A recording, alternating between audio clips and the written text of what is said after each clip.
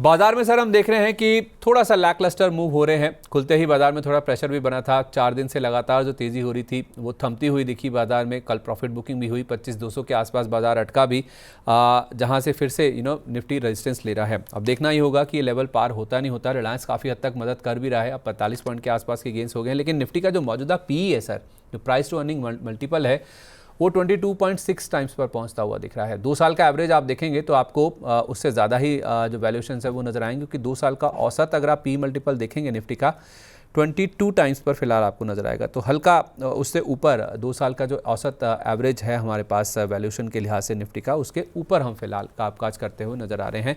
कल भी हमने यही सवाल उठाया था सर, आज फिर से उठा रहे हैं। पार्ट 2 समझ लीजिए आप कि क्या बाजार में अब जो सेक्टर लीडर्स हैं, जो बड़े बड़े स्टॉक्स हैं, जो एक सेक्टर का लीडर हैं, जैसे रिफाइनिंग में आरआईएल है, बैंकों में पीएसयू बैंकों में एसबीआई है, टेलीकॉम की जहाँ तक बात है तो उसमें भारतीय एयरटेल है, लिस्टेड स्पेस में, हालांकि वैसे रिलायंस जियो है क्योंकि वो रिलायंस का ही पार्ट है, तो प्योर टेलीकॉम प्ले के लिहाज से भारतीय एयरटेल हुआ।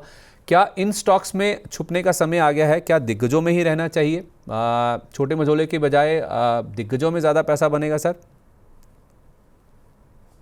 मुझे लगता है कि आपको स्मॉल कैप एंड जो दिग्गजों दोनों के साथ आपको जाना चाहिए, हम्म। क्योंकि ऐसा भारतीय टेलीकॉम में अगर देखेंगे कि no doubt Airtel one of my Bharti Airtel one of my favourite pick. ITC मुझे लगता है कि बहुत इनका जो बिजनेस है डाइवर्सिफिकेशन बिजनेस है। रिलायंस हम्म। इंडस्ट्री नो डाउट अभी देखिए फ्रेश ब्रेकआउट देके अभी ऊपर आ गया है, और भी मुझे लगता है कि और हायर प्राइस देखने को बाकी है।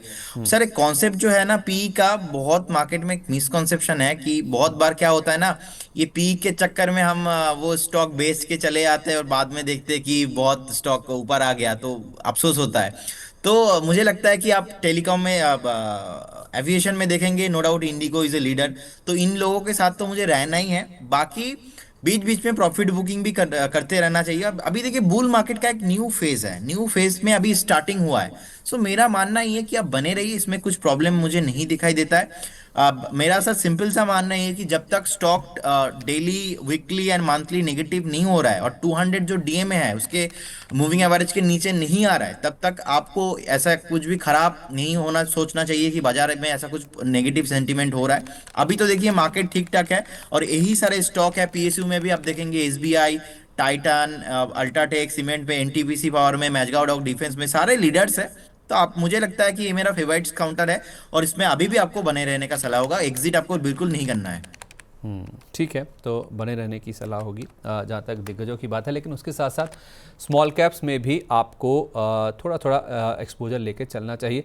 लेकिन बाज़ार में तो थकावट के इंडिकेशन है सर, इसीलिए मैं आपसे ये जो सेक्टर लीडर्स हैं वो डिस्कस कर रहा हूँ। अब एयरटेल से अगर मैं शुरुआत करूँ सर, तो आप चाहें तो एयरटेल में साथ साथ जो बाकी स्टॉक्स हैं उनको भी कंसीडर कर सकते हैं। इफ़ नॉट एयरटेल, क्या भारतीय हेक्साकॉम या कोई टीटीएमएल या कोई और स्टॉक जो कि आपको अच्छा लगता हो, टाटा कम्युनिकेशन जैसा, जहां पे आप समझते हैं कि अगर आपको टेलीकॉम स्पेस में रहना ही है तो यहाँ पे पैसा बन सकता है। देखिए टेलीकॉम में मुझे भारतीय हेक्साकॉम और भारतीय एयरटेल दोनों काउंटर ही अच्छा लगता है। इनफैक्ट दोनों ही हमारा ऑलरेडी बाइंग रिकमेंडेशन है। और भारतीय हेक्साकॉम का तो मैंने मनी 9 पे ही कॉल दिया था, अभी भी चल रहा है और आईपीओ हाई क्यू पर सस्टेन कर रहा है। तो मेरा मानना है कि सर अब बने रहिए इसमें। और भारतीय हेक्साकॉम मेरा फेवरेट काउंटर है, 1790 के आसपास चल रहा है। मुझे लगता है बहुत जल्दी आपको यहाँ पे 2150 से लेके 2200 का जोन मिल सकता है। इस बीच सर मैंने जो कॉल दिया था आपको एस डब्ल्यू सोलर, इसका पहला टारगेट आ चुका है और सेकंड टारगेट भी बहुत जल्दी आने वाला है 330। तो यहाँ पे प्रॉफिट बुक करने का सलाह होगा 330, 329 अगर कभी भी आता है तो। ठीक है, एस डब्ल्यू सोलर अभी थोड़ी देर पहले ही आपने बताया भी था, और एस डब्ल्यू सोलर में पहला टारगेट जो मैंने नोट किया था वो 325 का था। एक बार उसका चार्ट लिया ये सामने, 325 पहला टारगेट था, दूसरा टारगेट 335 रुपये का था। 7 से 10 दिन की बात आपको की गई थी, आई थिंक 7 से 10 मिनट ही लगे हैं मैक्सिमम जब ये टारगेट आपके अचीव होते हुए दिखे हैं। तो एस डब्ल्यू सोलर एक बार चार्ट ले आइए, पुष्टि भी हो जाएगी कि जो सर बात कर रहे हैं वो लेवल्स आते हुए दिख रहे हैं। देखिए 325 आपको पहला टारगेट दिया गया था, 327 का लेवल है फिलहाल स्क्रीन पर, 6.5% का आप मूव है। 318 319 के आसपास था जब हम स्टॉक की बातचीत करनी हमने शुरू की थी। तो 7 रुपये का मूव 7 मिनटों में, 1 मिनट 1 रुपया। देखिए सर आप मान के चलिए कि जो सक्सेस रेशो है कितना हाई है वो। 318 पे हमने बातचीत करनी शुरू की थी और 327 आ गया, और 30-32 के आसपास आप मान के चलिएगा कि दूसरा जो टारगेट है उसको भी आप चाहें तो हिट करके इससे अपना मुनाफा लेकर निकल सकते हैं। अगर आप इंटरडे में ही पैसा बनाना चाहते हैं, 7 से 10 दिन रुकेंगे तो आपको और भी हाई लेवल्स मिल जाएंगे। 3 से 4 महीने का समय देंगे तो फिर तो यहाँ पे 400 रुपये तक के लेवल्स भी आ जाएंगे। तो जो ब्रेकआउट है उसकी ब्यूटी जो है वो आपके सामने है। किस तरह से प्रदीप सर ने आपको बताया और आपने मिनटों में SW सोलर के स्टॉक में किस तरह से कमाई भी की है। सर हम बात कर रहे थे हॉट स्टॉक्स की और उसमें एयरटेल के बाद मैं आपसे ना टायर स्पेस में C8 की बात करना चाहूँगा। वैसे अगर आप देखेंगे सेक्टर लीडर की अगर हम बात करें तो वो MRF है, सबसे बड़ी कंपनी अगर टायर स्पेस में देखें, लेकिन उसका सर जिस तरह से कंपनी बड़ी है प्राइस भी उतना ही बड़ा है। तो हमारे निवेशक या हमारे आपके जैसे तो सोचते भी नहीं है कि 1 लाख वाला शेयर हम खरीदेंगे। तो C8 इसलिए मैंने चुना है सर कि टायर स्पेस में क्या C8 JK टायर जैसी कंपनीज में कहीं पैसे लगाने का मौका है? No doubt sir, positive structure है C8 में भी। देखिए, इसमें अगर आप, मैं ज़्यादा पसंद करता हूँ वो बेसिकली एपेलो टावर्स टायर्स है। तो इनका in terms of market cap भी देखेंगे अच्छा है और प्रॉफिटेबिलिटी थोड़ा ज़्यादा है। तो C8 और एपेलो टायर्स दोनों के काउंटर के साथ मैं जाना ज़्यादा अभी जाना पसंद करूंगा।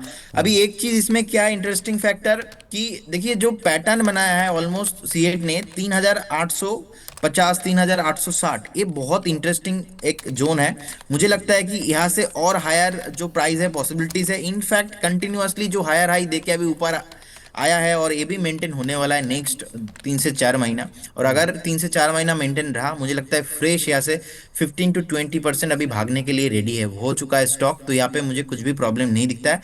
एंटायर सेगमेंट पे मैं पॉजिटिव ही हूँ। सर इस बीच एक ब्रेकआउट आया, मैं नाम लेना चाहूंगा। Please please sir. Sequent Scientific Limited 195 के आसपास चल रहा है। मुझे लगता है कि जो लास्ट 15 मिनट से और लास्ट मैं थोड़ा टाइम ले रहा था, मैं तो देख रहा हूँ 190 से, लेकिन एक कंफर्मेशन जब तक नहीं होगा तो मैं नहीं दूंगा, ऐसा मेरा मानना था। तो अभी 195 के आसपास चल रहा है। इसमें मैकडी पॉजिटिव हो गया, RSI पॉजिटिव हो गया, जो भी मैं टेक्निकल में बेसिकली देखता हूँ। तो इसमें एक ब्रेकआउट आया हुआ है। तो मेरा मानना ही है, अगर आप आज के लिए कल के लिए बाय करके जाते हो तो 204 का टारगेट बहुत जल्दी आपको देखने को मिलेगा। और अगर आपका व्यू थोड़ा नेक्स्ट 15 से 20 ट्रेडिंग सेशन है, मुझे लगता है कि एक बार आपको 220 से लेके 225 का प्राइस देखने को मिल सकता है। इस केस में आपको एक स्टॉप लॉस मेंटेन करना पड़ेगा। स्टॉप लॉस रहेगा मेरा 190 का मेरा रहेगा स्टॉप लॉस।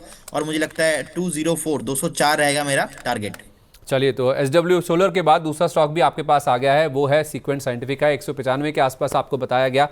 ये स्टॉक आपको जाता हुआ दिख सकता है 204 तक, उसके बाद 220 और 225 तक के लेवल्स भी देखने को मिल सकते हैं। तो इमीडिएट शॉर्ट टर्म में आपको अगर 204 रुपये तक का गेन लेना है तो 190 रुपये, यानी कि एक 5 रुपये नीचे का स्टॉप लॉस लगाइए। 9 रुपये 10 रुपये की आपको कमाई हो सकती है। तो डबल रिस्क रिवॉर्ड है।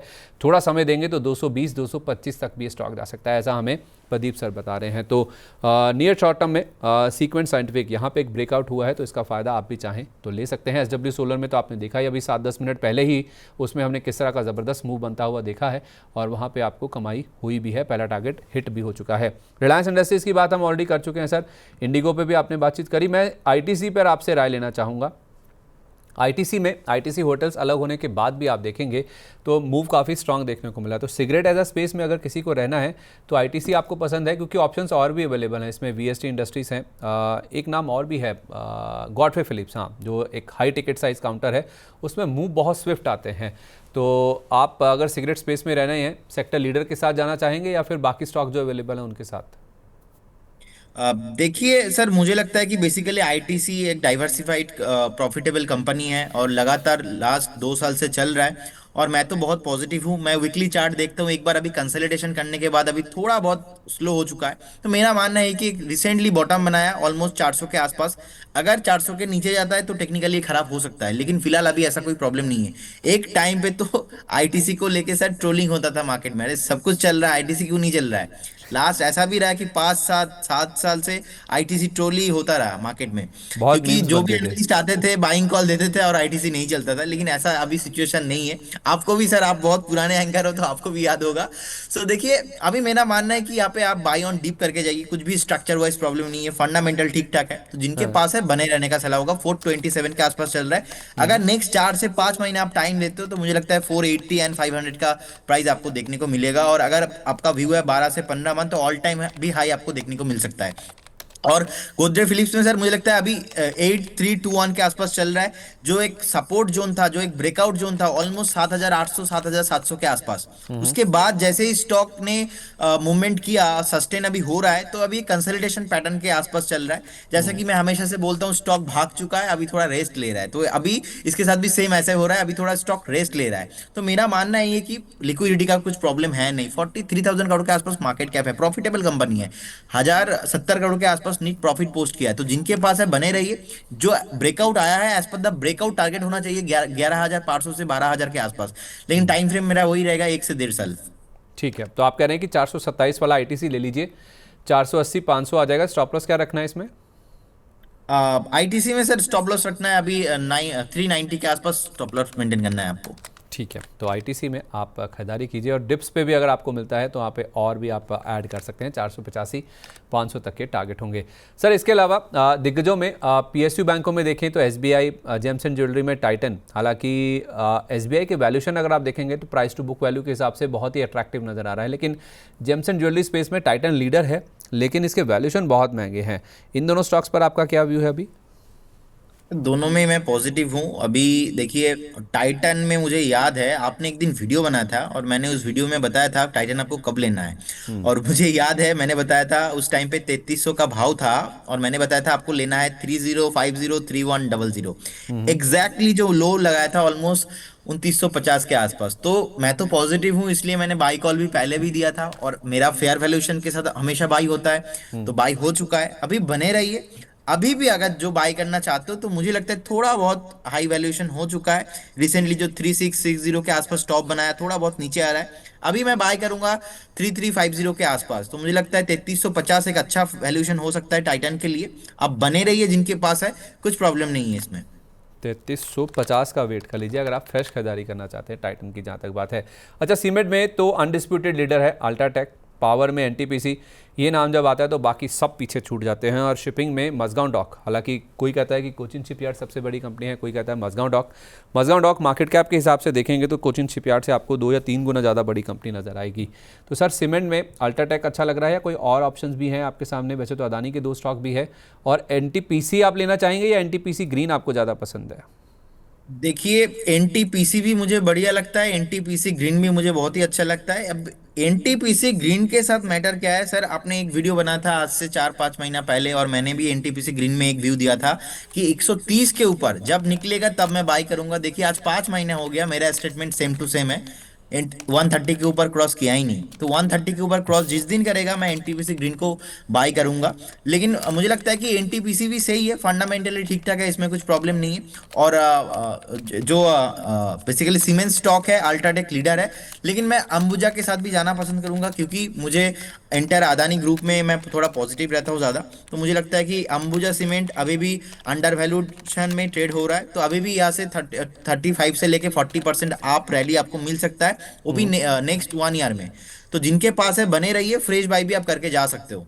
ठीक है सर, एक लास्ट सवाल आपसे इस सेगमेंट में, मजगांव डॉक या कोचिन शिपयार्ड, दोनों में से आपको कौन सा ज़्यादा पसंद है? देखिए, दोनों का नेचर अलग अलग है। मजगांव डॉक ने ब्रेकआउट दिया, ब्रेकआउट देने के बाद ऑल टाइम हाई लगा के नीचे आ रहा है। कोचिन शिपयार्ड जो ऑल टाइम हाई था, बॉटम बनाने के बाद ऑल टाइम हाई को टच नहीं कर पा रहा है। सो अगर वैल्यूएशंस के हिसाब से मैं अभी देखूंगा, थोड़ा बहुत अट्रैक्टिव लग रहा है मुझे कोचिन शिपयार्ड, लेकिन इस जोन पे मुझे नहीं लेना है। अभी भी यहाँ से फ्रेश 200 पॉइंट का करेक्शन मुझे चाहिए, तब जाके मैं कोचिन शिपयार्ड को बाय करूंगा। अब मैजगांव डॉक के साथ प्रॉब्लम है कि जब ब्रेकआउट आया उसके बाद इतना गिरा नहीं, तो मैं एक बार जहां से ब्रेकआउट आया था ऑलमोस्ट 3000 के आसपास, 3100 के आसपास, मैं वहां तक एक बार वेट करूंगा। कभी भी आता है तो बाय ऑन डीप करके चलना है। जिस दिन कोचिन शिपयार्ड और मजगांव दोनों स्टॉक यहाँ से जो मैंने लेवल बताया वहां पे आ जाएंगे, मैं शो पे रहूं ना रहूं, प्रदीप हल्दर का बाय कॉल एक्टिव रहने वाला है। अच्छा ठीक है, परफेक्ट है सर। तो कोचिन शिपयार्ड में 200 रुपये नीचे के लेवल्स आपको मिलते हैं, तो आप खरीदारी करें। हालांकि रिस्क रिवॉर्ड या फिर वैल्यूएशन के हिसाब से देखें तो कोचिन शिपयार्ड ज़्यादा अच्छा लगता है, लेकिन इन लेवल्स पे नहीं। तो 2213 का लेवल है, तो मान के चले सर 2000 के आसपास आप कह रहे हैं कि वहाँ अच्छा अट्रैक्टिव बाय होगा? यस, वहाँ पे मुझे लगता है कि ये अट्रैक्टिव वैल्यूएशन हो सकता है, क्योंकि देखिए बहुत चल चुका है। तो मार्केट में मेरा मानना ये है कि मैं बहुत सेफ एनालिस्ट हूँ, सेफ इन्वेस्टर हूँ। तो जो स्टॉक पे ज़्यादा क्रेज होता है मैं थोड़ा बहुत अवॉइड करता हूँ। लेकिन डिफेंस बहुत चल चुका है, थोड़ा बहुत मेरे को यहाँ पे करेक्शंस चाहिए। तो करेक्शंस आता है तो मैं उस केस में डेफिनेटली बाय करना पसंद करूंगा। परफेक्ट है सर। ठीक है, इस बीच हमारा जो खास सेगमेंट है हॉट स्टॉक, उसको हम यहीं पर वाइंड अप करते हैं।